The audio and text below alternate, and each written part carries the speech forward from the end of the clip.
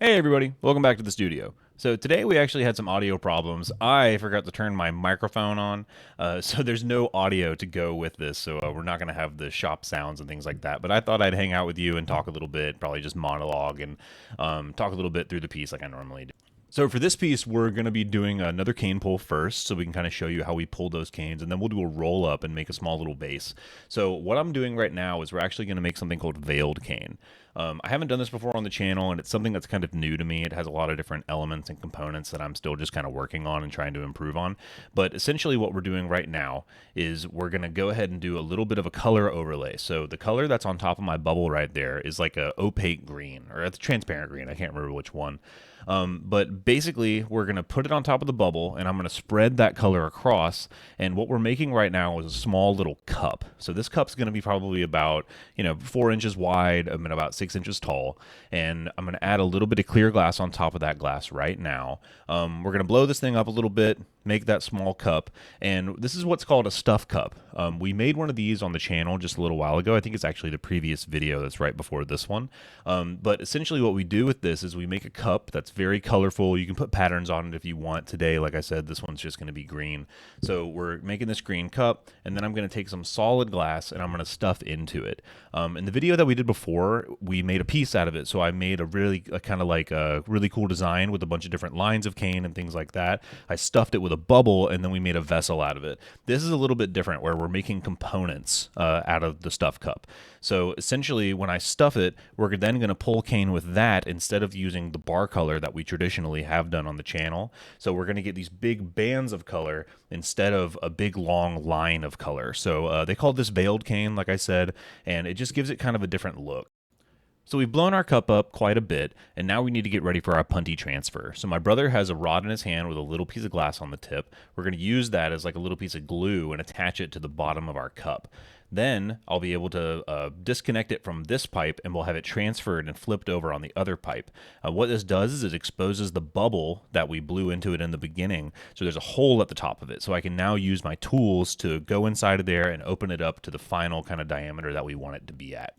Making these cups can be a little tricky sometimes. They tend to get a little big on you, and I'm still kind of figuring out exactly what size I should be making them. And obviously that depends on what you're making in the end too.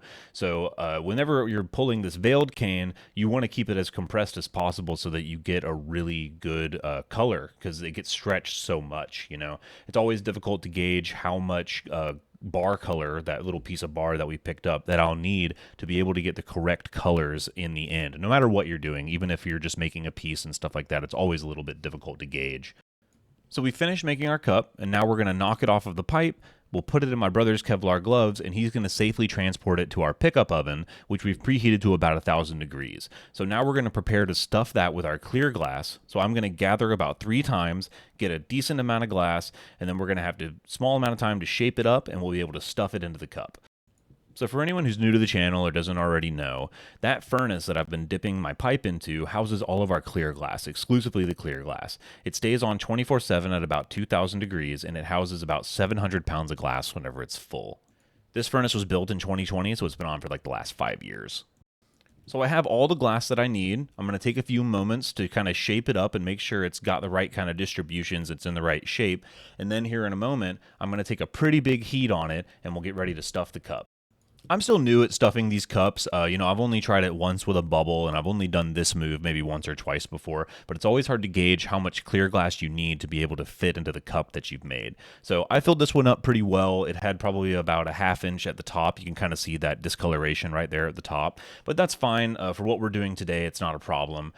So I'm going to really try to press down and distribute that clear glass that's on the inside as well as I can. And then, like I said, we're going to pull this into cane. So if anyone's not familiar with cane pulling, you haven't seen it on our channel yet, it's a pretty cool process. I'm basically going to make a small little cylinder right here, and in a moment I'm going to be able to stretch it as far as I want to. So we're basically making our materials to be able to make the vase that's going to kind of give it its color and its design. So today the plan is to do an opaque green and a transparent green. And like I said before, I think this is the transparent green, but I'm queuing this up so that we can be able to attach it to a different rod, kind of similar to that punty. My brother has that right there. So he's going to get that, which is called a post, get that ready for me. He's going to let it cool down quite a bit. And then when my glass is hot enough, I'll be able to stab it onto that post and we'll stretch it as far as we can.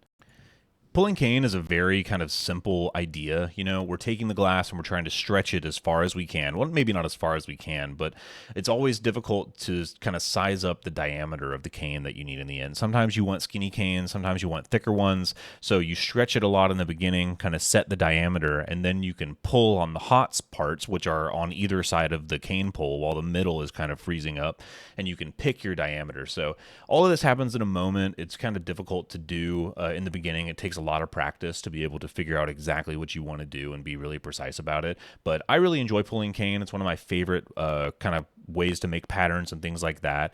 And the more that I pull cane, the more that I enjoy making the cane and using the cane in my work. So that's one of the pulls. We went ahead and pulled it pretty far, and this is the second one. So we made another stuffed cup. We stuffed it with glass, and we're going for it one more time. So I think that one, like I said, was the transparent, and this one is the opaque green. So we're going to go ahead and give it another pull, and then we'll be able to break this down, chop it up into smaller segments, and then we'll be able to make our pattern. This pull went really well.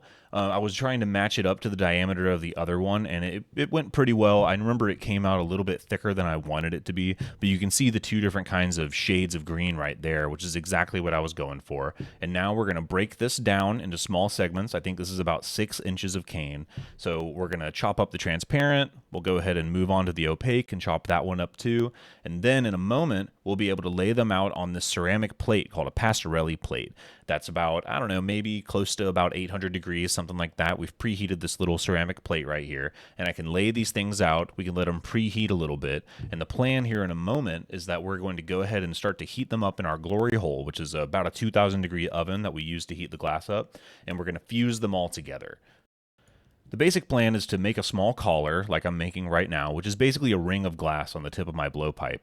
And once all of those canes are fused together and they're the correct temperature, I'll be able to use this collar to roll them up into a cylinder, and that will basically establish my pattern.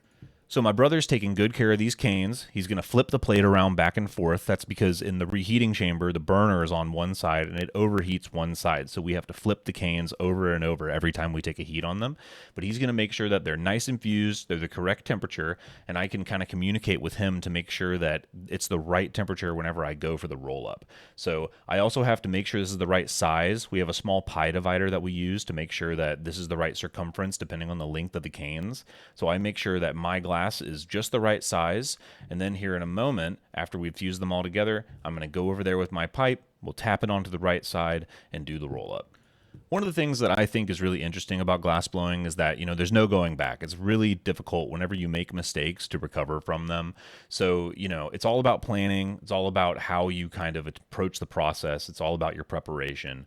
And that can kind of be like a great thing and a bad thing. If you're unprepared, then things don't go like you want. If you're prepared, then things really will. But the unexpected things kind of happen sometimes. You always kind of got to roll with the punches. So this roll-up went really well. I'm really happy with how that went. And now I'm going to work on smoothing all of it out because all these canes have all these ridges on them, right? Because they're all circular canes. So when they're pressed together, it's not exactly flat. They have all these ridges on them. So I'm going to work on minimizing those ridges so that whenever I stick this back into the furnace, we don't pick up any bubbles. Now I'm doing what's called a termination. So I'm getting rid of a small bit of glass on the tip. This is a little bit more than I normally would get rid of. It's because we ended up making a piece with it a little bit later in the day. So my brother is actually going to make another collar, and we're going to attach this on, and we're going to separate it into 2 different pieces. So the part that's attached to my blowpipe, we'll make the piece out of today, and we made a separate piece later in the day with the part that's attached to my brother's collar right here.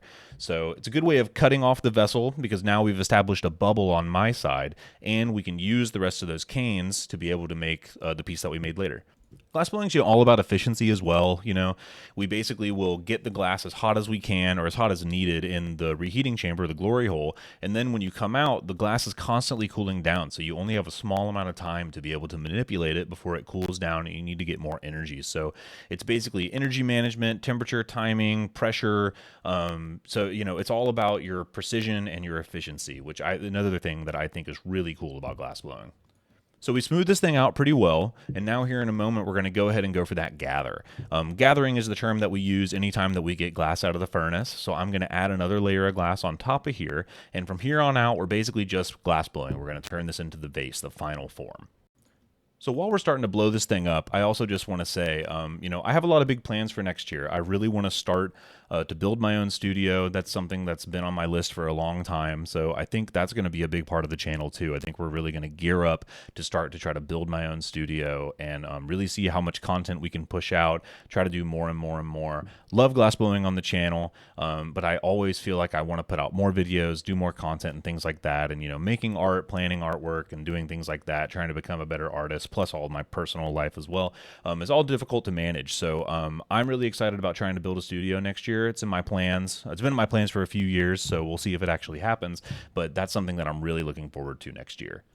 So we're starting to puff the piece up a little bit, starting to really get some volume. My brother's going to take a big heat on it, and now we're going to do what we call putting in the jack line. So the big pair of tweezers in my hand are called the jacks, and basically I'm putting a small incision right off the tip of the pipe where we're going to end up breaking it off of the pipe in the end. We're going to do another one of those punty transfers like we said, and that's a little bit farther down in the process. But earlier we did that punty transfer on the cup. And basically we just want to do that so that we have the same kind of concept. We flip it over and we can finish making the vessel from the other side. So when we're making vessels, there's kind of an idea that you kind of make half of the piece. So I'm going to focus on just the bottom half of this piece while it's on the blowpipe, and then we're going to flip it over on during the punty transfer, and afterwards I can start to mess with the top half of the piece. So right now you'll notice that I'm really only focusing on the bottom half of the vessel.